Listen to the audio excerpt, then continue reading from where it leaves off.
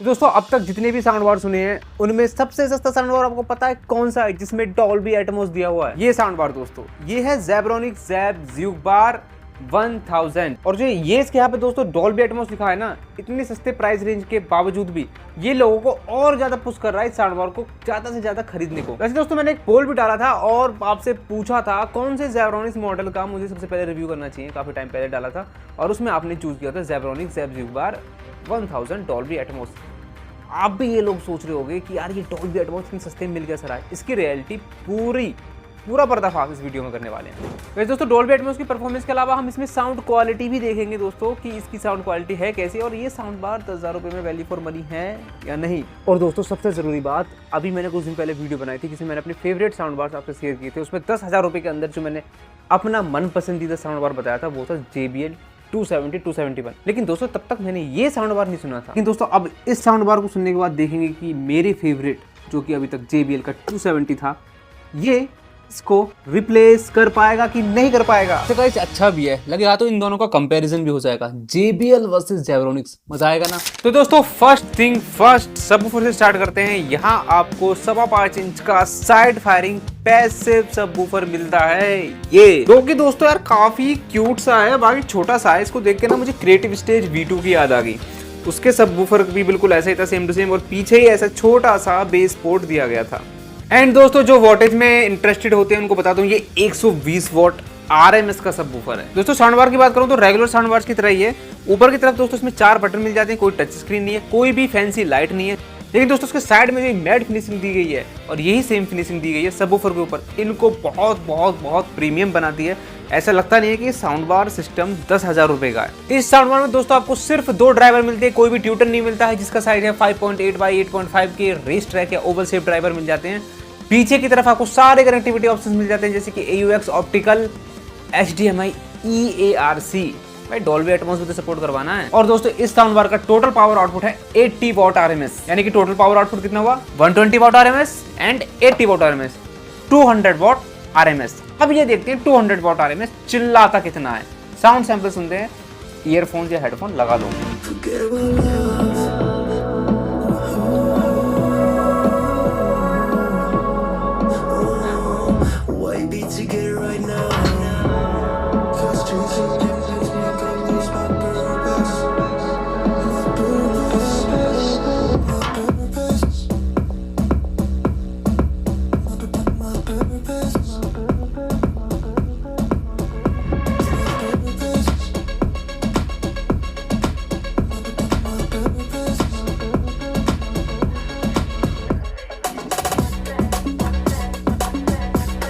Loudness के बारे में आपको अभी बताऊंगा मैं, लेकिन उससे पहले दोस्तों रिमोट को देख लो जरा।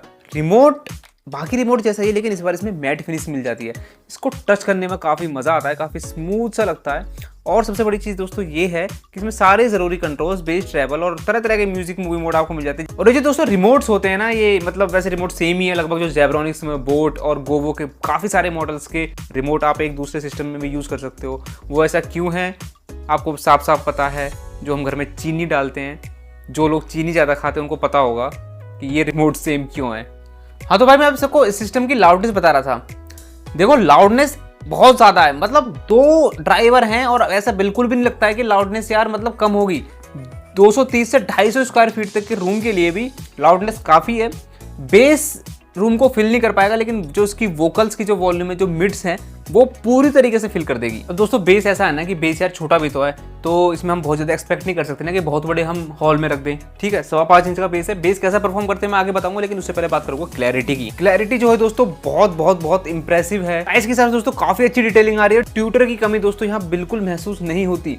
10,000 रुपये के हिसाब से कोई इसमें अगर कमी निकालता है क्लैरिटी के अंदर तो एक बहुत बड़ी बेवकूफ़ी होगी मेरे अकॉर्डिंग। तो इंस्ट्रूमेंट भी काफ़ी अच्छी सी सुनाई दे रहे हैं, हालांकि इंस्ट्रूमेंट सेपरेशन आप एक्सपेक्ट नहीं कर सकते, इतनी ज़्यादा क्लैरिटी भी नहीं है कि आपको हर चीज़ 10,000 रुपये में मिल जाए। लेकिन दोस्तों वोकल्स भी दोस्तों काफ़ी कंप्लीट लग रहे हैं, एक कंप्लीट फील दे रहे हैं। कहीं से भी ऐसा नहीं लग रहा कि वोकल्स थोड़ी सी खोखली हो या बॉक्सी हो। ये सब तरह की जो कमी मिलती है हमें, चीप साउंड परफॉर्मेंस जो मिलती है दोस्तों, वो बिल्कुल भी नहीं है। वोकल्स के दोस्तों मैं नेचर की मैं बात करूँ, वोकल्स लाउड होने के साथ साथ काफ़ी एक मैं बोल सकता हूँ एक शार्पनेस आपको मिलेगी और इन्हेंस्ड है थोड़े से, जिसमें अपर मिड्स ज्यादा इनहेंस है, यानी कि वोकल्स का वो वाला पार्ट जो ट्रैवल के करीब होता है, जिसकी वजह से वोकल्स आपको थोड़े से क्रिस्पी लगेंगे। और दोस्तों बेस परफॉर्मेंस की मैं बात करूं तो बेस का जैसे कि कंपनी क्लेम करती है 50 हर्ट्ज तक डीप जाता है, और ये बिल्कुल नोटिसेबल है दोस्तों। 50 हर्ट्ज तक अच्छा खासा डीप जाता है। 5.25 इंच के हिसाब से, मतलब यार मैं वही बोलूंगा, जान मत लो बच्चे की, बहुत सही परफॉर्मेंस है बेस की। बेस में आपको पंच भी मिलेगा, बेस टाइट भी है, बेस फैला फैला नहीं है, ओवर पावर्ड नहीं है। और मैं थोड़ी सी साउंड सिग्नेचर के हिसाब से बात करूं तो बेस थोड़ा सा बैलेंस्ड मिलेगा यहाँ आपको, बेस में क्लैरिटी मिलेगी। हाँ, बेस बहुत ज़्यादा रम्बलिंग, वाइब्रेशंस वो सब एक्सपेक्ट नहीं कर सकते, जैसे कि मैंने आपको बताया 50 हर्ट्ज के नीचे नीचे जो ओरिजिनल सब बेस होता है हमको वो मिलता है, तो वो वाला पार्ट यहाँ आपको मिसिंग मिलेगा। डीप बेस की या वाइब्रेशंस की दोस्तों हल्की हल्की परछाई मिलेगी, लेकिन आपको जैसे कि मैंने दोस्तों आपको बताया कि डीप बेस तो उसमें इतना ज़्यादा है नहीं, 50 हर्ट्ज से नीचे नहीं जाता कंपनी बोलती है, लेकिन उससे नीचे का बेस भी थोड़ा थोड़ा, यानी कि उसकी परछाई, एक शैडो, आपको हल्की सी झलक उसकी देखने को मिलेगी दोस्तों, है ना। तो ऐसा नहीं होता है कि किसी कंपनी ने लिख दिया कि 50 हर्ट्ज तक डीप है तो उसके नीचे कुछ भी नहीं मिलेगा, उस इंटेंसिटी के साथ नहीं मिलेगा। हल्का हल्का हल्का हल्का सा बेस तो आपको मिलता है, मतलब थोड़ा बहुत, मतलब यानी कि 45 हर्ट्ज तक आपको थोड़ा थोड़ा बेस आपको मिलेगा। तो दोस्तों मैं यही बोल सकता हूं कि इन कंक्लूजन ये सिस्टम बिल्कुल बिल्कुल खरीदने लायक है, लेकिन डॉल्बी एटमॉस का क्या, डॉल्बी एटमॉस की बात मैं वीडियो के लास्ट में करूंगा। सबसे पहले इसको और JBL को कंपेयर करके देख लेते हैं। और क्योंकि JBL दोस्तों मेरा अभी तक का फेवरेट सिस्टम था, काफ़ी ज़्यादा लोगों को मैं रिकमेंड करता था, और अब मैंने क्योंकि ये सुन लिया है तो देखते हैं इन दोनों में से मैं अब आगे ज़ेब्रोनिक्स को रिकमेंड करूँगा आपको, कि ज़ेब्रोनिक्स अंडर 10,000 की लिस्ट में, जो मेरी फेवरेट लिस्ट है, उसमें JBL 270 को रिप्लेस कर पाएगा या नहीं। इस कंपैरिजन वीडियो को दोस्तों आगे बढ़ाने से पहले थोड़ा सा एक स्पेसिफिकेशन वाइज कंपैरिजन आपको बता दूं। JBL के साइड पे दोस्तों आप जाके देखोगे तो JBL आपको मिलेगा 220 वॉट का, लेकिन दोस्तों ये RMS वैल्यू नहीं है, जबकि ज़ेब्रोनिक्स में दोस्तों 200 वॉट RMS है। अब ये अकॉर्डिंग टू द कंपनी है, मैं ये चीज बता रहा हूँ आपको, मैंने खुद ने नहीं नापी है। इन दोनों ही सिस्टम्स में दोस्तों 5.25 इंच के सब वूफर मिल जाते हैं। JBL में डाउन फायरिंग है और ज़ेब्रोनिक्स में दोस्तों साइड फायरिंग है। वैसे दोस्तों एक डिफरेंस और है, JBL का जो सब वूफर है, अबे भाई इधर मुंह कर, JBL का जो दोस्तों सब वूफर है वो वायरलेसली कनेक्ट होता है अपने साउंड बार के साथ, जबकि ज़ेब्रोनिक्स का कनेक्ट होता है बाय वायर।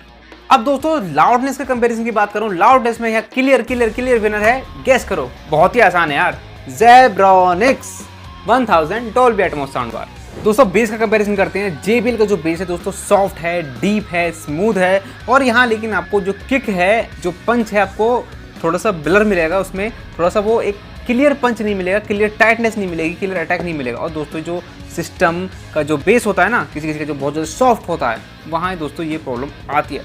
लेकिन ज़ेब्रोनिक्स में दोस्तों यहाँ आपको पंच JBL से बेटर देखने को मिलता है। देखिए ज़ेब्रोनिक्स का जो बेस है ना थोड़ा सा कम डीप जाता है, JBL का ज़्यादा जाता है। कंपनी क्लेम करती है 40 हर्ट्ज तक जाता है, तो नोटिसेबली तो 40 हर्ट्ज तक नहीं जाता है, लेकिन हाँ मुझे ऐसा लगता है कि 45 हर्ट्ज तक नोटिसेबली डीप जाता है। दोस्तों आपको एक इंपॉर्टेंट चीज़ बताता हूँ मैं आपको, दोनों का जो बेस है ना बैलेंस्ड है, यानी कि साउंड सिग्नेचर के हिसाब से मिड्स और हाइस के कंपैरिजन में बेस को बैलेंस रखा गया है। लेकिन फिर भी दोस्तों क्वांटिटी वाइज ना आपको यहाँ ज़्यादा बेस मिलता है ज़ेब्रोनिक्स के अंदर। और आप अगर इन दोनों में से ये कंफ्यूजन हो कि हमारे में लो बेस सबसे ज़्यादा फील किस में होगा, वो होगा JBL के अंदर, क्योंकि JBL के अंदर मिड और अपर बेस कंट्रोल्ड है। ज़ेब्रोनिक्स के अंदर मिड बेस ज़्यादा है, लो बेस बहुत ही ज़्यादा कम है। तो लो बेस को अच्छा फील करना है दोस्तों, तो वहाँ आपको JBL की तरफ जाना पड़ेगा।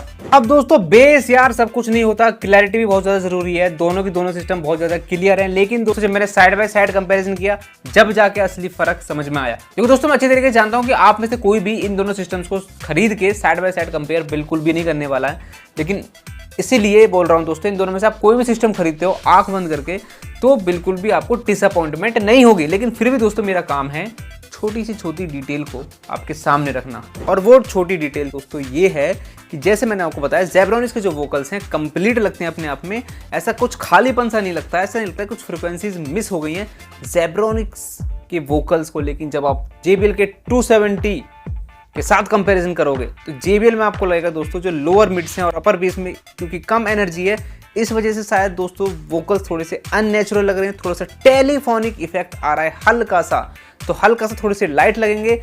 और आप ये पूरा कंपैरिजन सुन सकते हैं बहुत ही ज़्यादा ध्यान से, मैंने जो ड्राइव में लिंक दिया है उसमें आपको पूरा कंपैरिजन समझ में आ जाएगा। वहाँ जो आपको दोस्तों सॉन्ग मिलेंगे ना, पहले मैंने वो सेम सॉन्ग प्ले किया है ज़ेब्रोनिक्स में, फिर प्ले किया है JBL में। जैसे भाई यही होता है, जब सिस्टम को अकेले अकेले सुनते हैं ना तो बहुत परफेक्ट लगता है। JBL मेरे को बहुत सही लगता था, लेकिन साइड बाय साइड सुना तो थोड़ी सी एक कमी मुझे लगी, जो इसके वोकल्स के लोअर मिड्स के अंदर मुझे दोस्तों कमी लगी।